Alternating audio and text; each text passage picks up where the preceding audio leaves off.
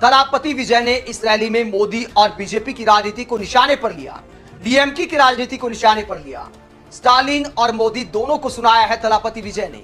BJP और DMK की राजनीति का विरोध करते हुए विजय ने साफ कहा कि मेरे दो दुश्मन हैं, एक राजनीतिक विरोधी है और एक वैचारिक विरोधी। राजनीतिक विरोधी के तौर पर उन्होंने डीएमके का नाम लिया, जिनकी तमिलनाडु में सरकार है, और वैचारिक विरोधी के तौर पर उन्होंने बीजेपी का नाम लिया, जिसकी धर्म की राजनीति की विजय ने साफ तौर पर इस रैली में आलोचना की।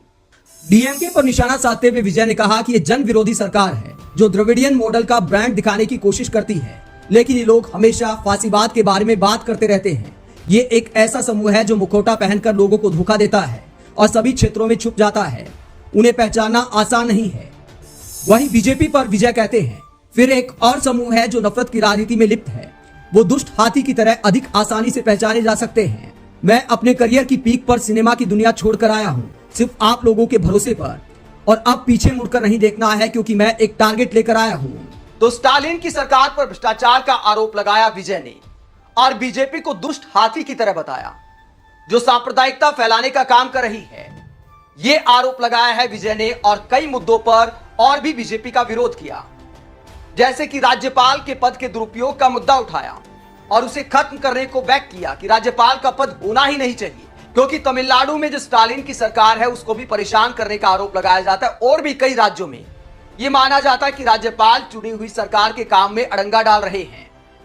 इसके अलावा राहुल गांधी की एक मांग का समर्थन किया है, जातिगत जनगणना का समर्थन किया है थलापति विजय ने कि जातिगत जनगणना होनी चाहिए, और साफ कहा कि हमारी पार्टी शिक्षा, स्वास्थ्य, रोजगार जैसे मसलों पर काम करेगी। महिलाओं के आरक्षण को 50% तक करना चाहिए। ये प्रमुख मुद्दे रखे हैं थलापति विजय ने। इसके अलावा यह भी कहा कि किसी भी तरह का भेद नहीं होना चाहिए, धर्म, जाति आदि के आधार पर किसी तरह का भेदभाव नहीं होना चाहिए। थलापति विजय ने दावा किया कि मैं तमिलनाडु में राजनीति को बदलने आया हूं, भ्रष्टाचार मुक्त सरकार देने आया हूं।